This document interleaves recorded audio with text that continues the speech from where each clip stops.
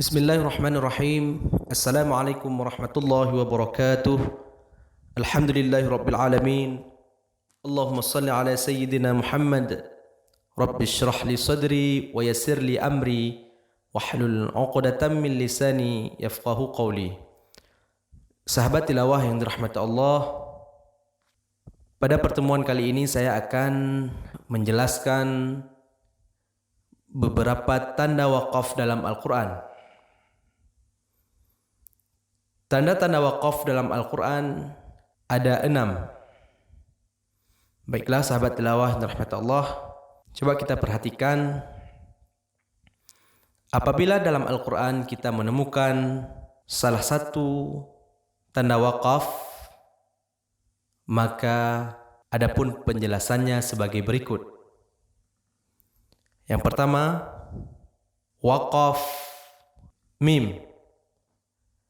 Apabila sahabat tilawah menemukan waqaf mim di dalam Al-Quran, maka diharuskan untuk berhenti, tidak boleh diteruskan. Kemudian yang kedua, waqaf lam. Apabila sahabat tilawah menemukan waqaf lam di dalam Al-Quran, maka dilarang untuk berhenti kecuali di akhir ayat. Kemudian yang ketiga, tanda waqaf jim. Tanda waqaf jim boleh berhenti atau terus, karena waqaf jim ataupun jaiz sama hukumnya, boleh berhenti ataupun diteruskan. Kemudian yang keempat, waqaf qala.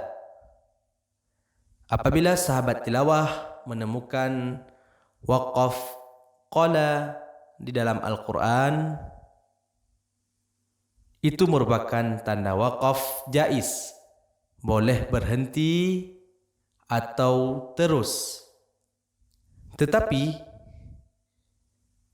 lebih baik kita berhenti pada waqaf itu. Kemudian yang kelima, tanda waqaf shalla. Tanda waqaf shalla artinya tanda waqaf jaiz, boleh berhenti atau terus, tetapi lebih baik kita teruskan ataupun wasal. Dan kemudian adapun yang keenam, jikalau para sahabat tilawah menemukan waqaf dengan tanda 3 titik, ada tanda 3 titik, maka berhenti pada salah satu tanda.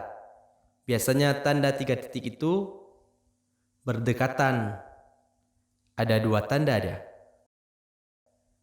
Maka sahabat tilawah harus berhenti pada salah satu tanda dan tidak sah waqaf pada tanda lainnya. Alhamdulillahirabbil alamin. Sahabat tilawah yang dirahmati Allah, inilah 6 penjelasan tentang waqaf ataupun tanda-tanda waqaf dalam Al-Quran. Semoga bisa menjadi pelajaran bagi kita semua. Semoga kita lebih mengetahui apa maksud daripada tanda-tanda waqaf tersebut. Terima kasih. Wassalamualaikum warahmatullahi wabarakatuh.